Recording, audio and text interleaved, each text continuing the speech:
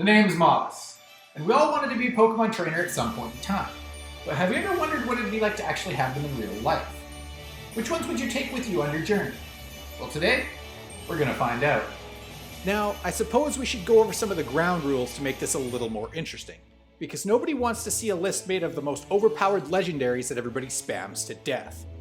That being said, I don't want to take away all the fun, so one legendary will be allowed. Same goes with the special item, so only one Mega Evolution, one Z move or special gimmick associated with any of the generations. Also, no Ditto. For obvious reasons, he will be omitted from this list. What's the point of having to choose only 6 for your party if you can just have Ditto transform into whatever he wants at any given time? Now these are in no particular order, just the 6 Pokemon I would like to take with me on my adventure. Who's that Pokemon?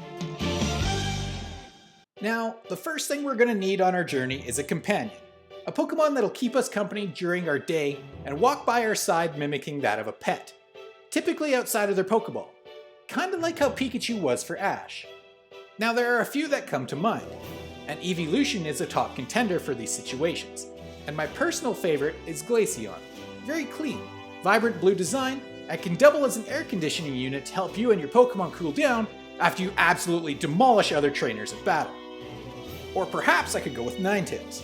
I've always thought that Ninetales was a badass, and always seemed to have the coolest holographic Pokemon card. Not that that is relevant in a real life scenario, but the ability to instantly start a campfire at a moment's notice to escape from the cold is something that the Canadian in me holds as a top priority. Or perhaps I could go with the Alolan version of Ninetales. He would just be a more badass looking Glaceon after all. But if I had to pick one idle Pokemon to travel with, I can't think of a much better one than Farfetch'd. This little duck-looking motherfucker carries a leek with him at all times, holds it like a walking stick, and even uses it as a weapon. All cuteness aside, if he can use this green plant as a weapon, what else is this son of a bitch capable of? Not only that, but he can fly up high for some reconnaissance so that we can never get lost. He is too small to ride on for transport, but because I'm afraid of heights, that is more than okay enough for me. Who's that Pokemon? Speaking of transport, I'm gonna need myself one of those Pokemon, or I may get held up at some obstacles. Pokemon who know moves like Cut or Strength can come in extra handy, making Machamp a possible contender given my love for wrestling. Plus he could carry me around while I take a nap. But that doesn't really answer the problems of bodies of water, nasty terrain, or just simply fast traveling in general. And while the immediate pick for most people would be a flying type move, I've already mentioned my fear of heights, so that just won't work. Which is why I would pick Beheeyem as my transport Pokemon of choice. At first glance this may seem like a useless pick, but remember, this dude knows teleport. Forget the slow ways of third-dimensional travel, we're living in the fourth. Sure, you may miss some sightseeing, but you don't have to use it all the time. Plus the other mind powers this alien-like Pokemon has can more than come in useful in everyday scenarios. Moves like telekinesis, levitate, and other space-like powers to keep us safe, like cosmic power, would be extremely beneficial. Not to mention extremely entertaining. I would just get him to chuck around rocks and stuff with his mind in our spare time just to amuse me. Plus, it would double his training for him. It's a win-win. Who's that Pokemon? Let me paint you a bit of a picture. You've just came through Route 17, and you arrive in Anastar City. It's night, you're tired. You walk up to some Poke Cafe for some grub and to relax, only to meet some douchebag at the entrance who has either had one too many tipsy drinks, or just hasn't gotten punched in the face enough times as a child for doing or saying stupid shit. Either way, you have to deal with this pest, and you're just not in the mood. So, how do you send a message in the most efficient and effective way possible? With a menacing Pokemon, that's how.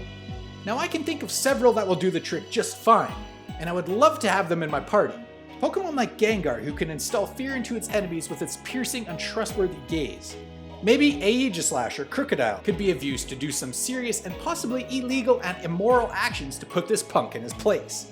Even Alolan Marowak with the sacred fire dances are enough to establish dominance quickly.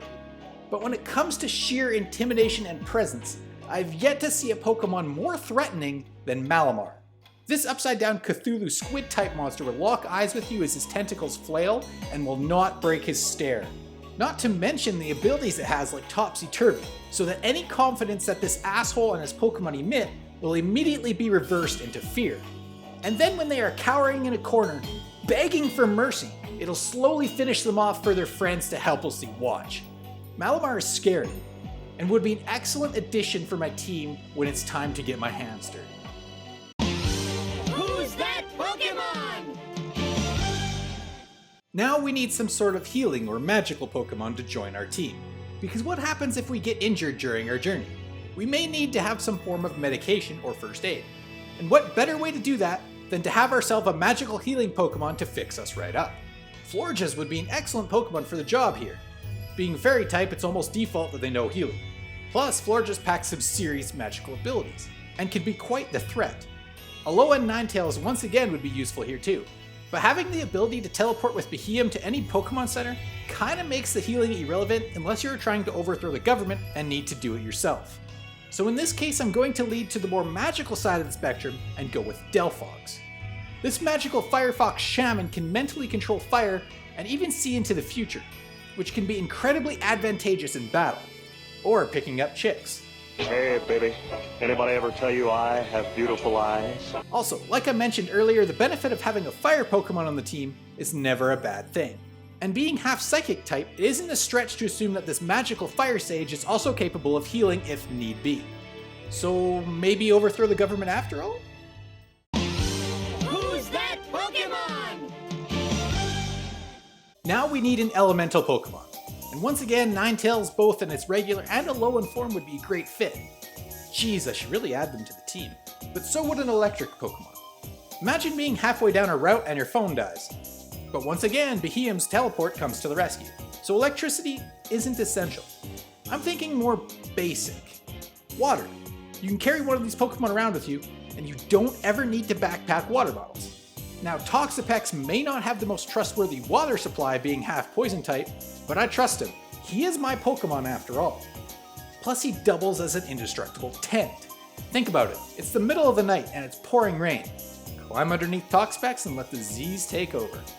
Morning will come, you'll be as dry as can be, Toxapex will be refreshed from all the water, and any baddies that tried to attack you during your sleep will be dead around your campsite from all the baneful bunker spikes that poisoned them.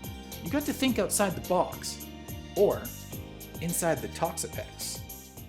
Who's that Pokemon? Okay, here we go.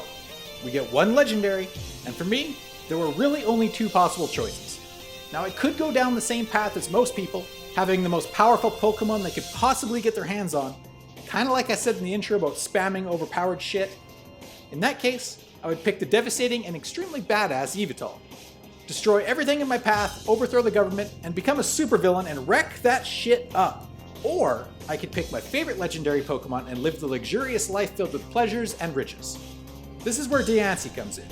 She is a floating shiny gemstone Pokemon that can make diamonds from carbon at a moment's notice, so I can literally buy and do anything I want. With that kind of unlimited wealth, I can enjoy all the same things as being a supervillain without all of the work required to get there. Sure, no satisfying explosions and destruction, but who needs that when you can spend your free time on a yacht with beach babes living the good life? Not to mention Diancie is an extremely powerful Pokemon, and when paired with the Mega Stone, that's right, I didn't forget about that little trinket, she becomes next level strong. So just in case I have a threatening opponent that Malamar couldn't deal with, I get to see Diancie's version of an exploding light show with Diamond Storm, and ultimately shred my opponent to smithereens. This has been Mabus, and sure, there may be a lot of holes in my team's setup, but that's part of the fun of Pokemon. There are nearly unlimited possibilities that all counter one another, and to balance this formula nicely with a team of your favorite Pokemon limited to a party of only 6 makes this truly fun to picture for real life. Maybe one day. So in the meantime, in between time, stay tuned for more.